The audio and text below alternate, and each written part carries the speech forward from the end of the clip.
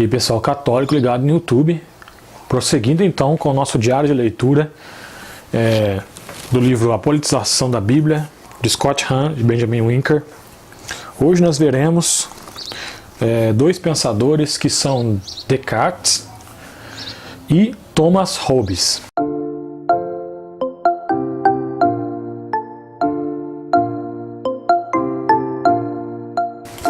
Pois bem, Descartes, ele viveu na França no fim do século XVI, no começo do século XVII, e a principal contribuição de Descartes para a politização da Bíblia foi a modificação da cosmovisão da ciência e da filosofia. A gente percebe que o projeto de Descartes, ele pouco humilde, porque Descartes ele rompeu com tudo aquilo que veio antes dele.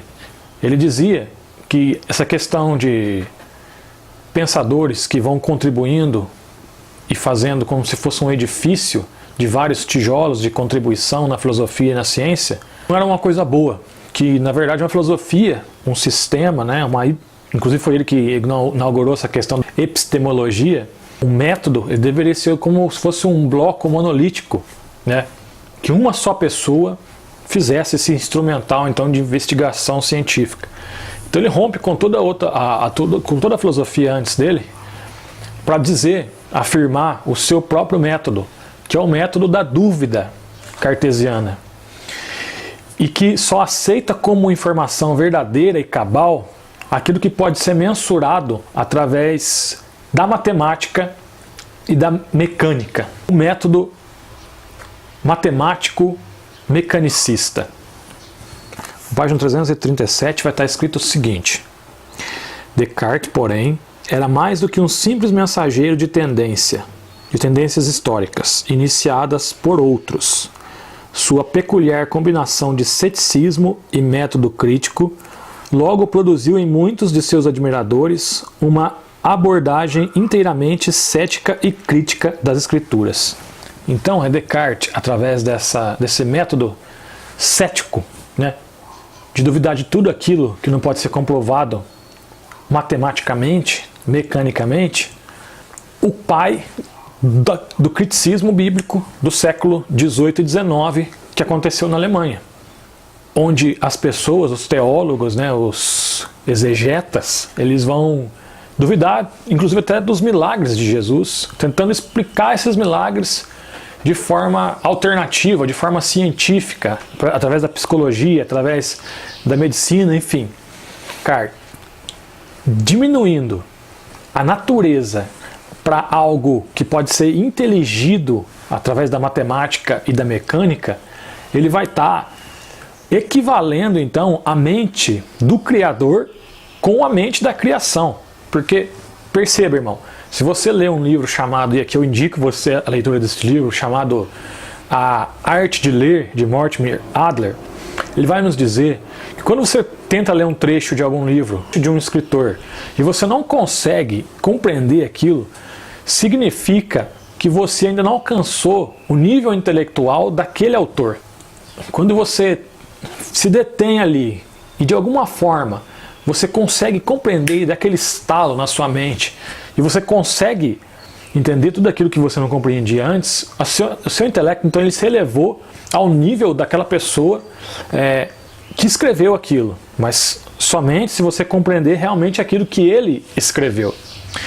Logo, irmãos, as implicações de Descartes de que se você consegue, o ser humano consegue compreender a natureza e não existe mais mistério na natureza para o homem, então isso significa que a nossa mente ela se equivaleu já à mente do Criador que construiu esse mundo. Então, tudo isso se percebe que é o ateísmo colocado em curso, que vai se efetivar lá mais para frente no século XVIII e XIX.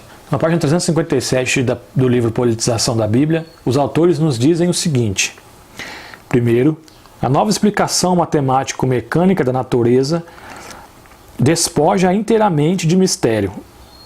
isto é, considera a natureza algo de todo inteligível ao intelecto humano, de modo a não revelar nada de um intelecto superior em sua estrutura.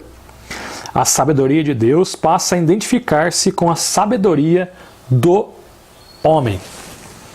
Mas, por outro lado, Descartes ele não descarta a possibilidade de um Deus. Então essa teoria dele ele fica uma teoria meio intrincada. E ele é um Deus que fica meio suspenso. Ele usa a palavra Sagrada Escritura justamente para justificar toda essa teoria dele, matemático-mecanicista. Mas o pensador que vai realmente levar a cabo esse método, excluindo completamente a questão de Deus, né, e levando as últimas consequências lógicas dessa teoria do ceticismo, do matemático-mecanicista, será Thomas Hobbes. Thomas Hobbes, diferente de Descartes, que nasceu na França, ele é oriundo da Inglaterra e ele é contemporâneo a Descartes, tendo vivido de 1588 a 1679, mais ou menos ali no mesmo período em que Descartes também viveu.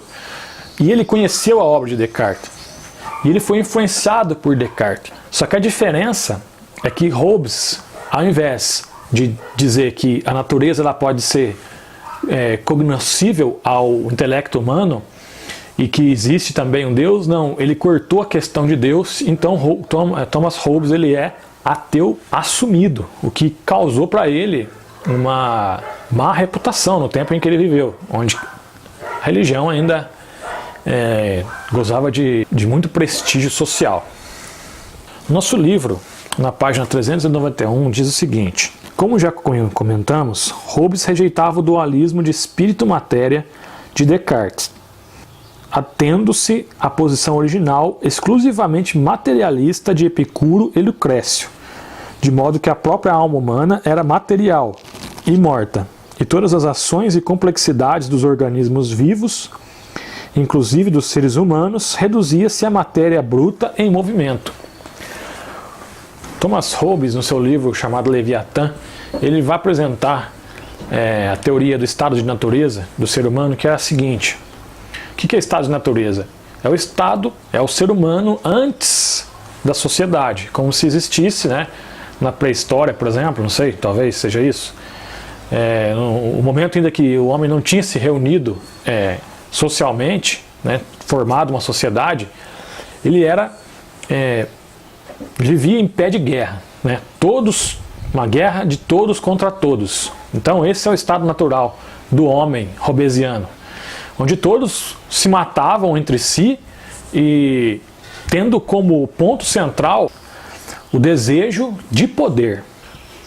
Só que o homem percebeu que em determinado momento, que se ele continuasse assim, ele não ia durar muito tempo.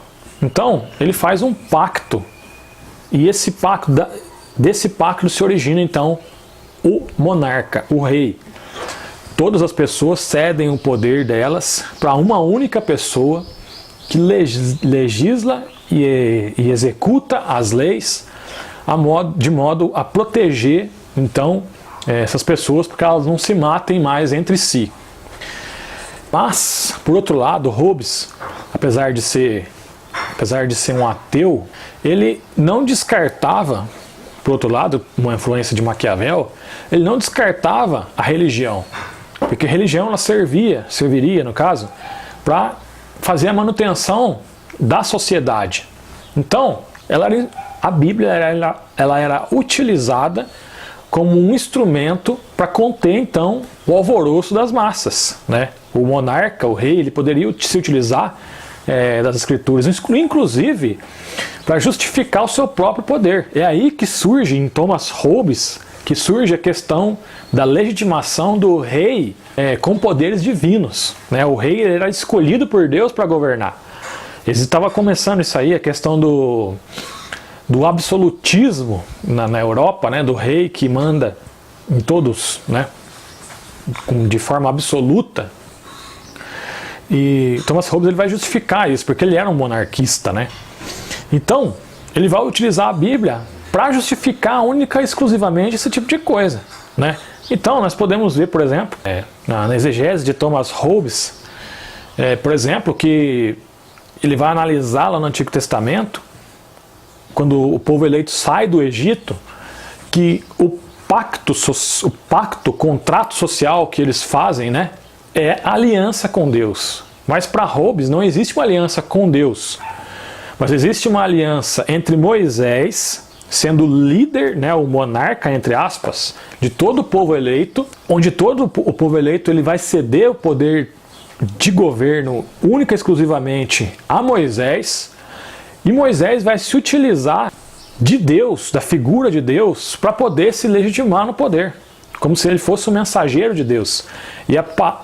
O trecho, né, da Bíblia em que ele vai se justificar isso aí é quando Moisés vai chegar no Monte Sinai. Tem uma parte no Êxodo em que Moisés ele vai chegar e Deus desce sobre o Monte Sinai, uma nuvem, começa a dar um monte de trovão, e o povo tem medo daquilo, eles não querem chegar até lá, então eles mandam Moisés ir representar eles lá, e dão todos, fazendo isso num ato simbólico, eles estão dando todo o poder de conversar com Deus para Moisés. Então, consecutivamente, o poder de governo sobre o povo eleito a Moisés. Na página 404 está escrito o seguinte, abre aspas, essa transferência mútua de direitos é o que os homens chamam de contrato. Quando as partes do contrato cumprem sua obrigação respectiva, em certo momento posterior e nesse interim, confiam a outra o contrato. É chamado pacto ou aliança. Essa explicação, totalmente mecanicista e secular, constitui o fundamento da explicação que Hobbes faz do governo e sustentará sua análise das alianças ocorridas no Antigo e no Novo Testamento. Deixando assim, e aqui é a opinião, né, dos autores do livro, deixando assim bem claro que sua análise das Escrituras é regida por uma intenção estranha ao texto em si. Fecha aspas. Porque quando o Antigo Testamento foi escrito, a intenção de Moisés de conversar com Deus era uma. A interpretação de Thomas Hobbes lá no século XVI, XVII, ao interpretar isso, foi outra. Ou seja, Thomas Hobbes ele usou da palavra como um instrumento, como justificativa para as suas teorias. E assim, então, irmãos, a gente começa a perceber, né, em Descartes, Hobbes, como que vai caminhando a politização da Bíblia, que vai, século XVI, XVII, que vai se desaguar lá no século XIX com os críticos bíblicos na Alemanha. Se você gostou desse vídeo, dá um like aí, que ajuda a impulsionar o nosso canal, para que chegue até um número maior de pessoas. Se inscreva no canal também, porque esse é o terceiro vídeo. Vão ter outros vídeos da nossa diária de leitura, do livro Politização da Bíblia. Ative as notificações para também estar recebendo todos os nossos vídeos do nosso canal. Fiquem com Deus e até o nosso próximo vídeo.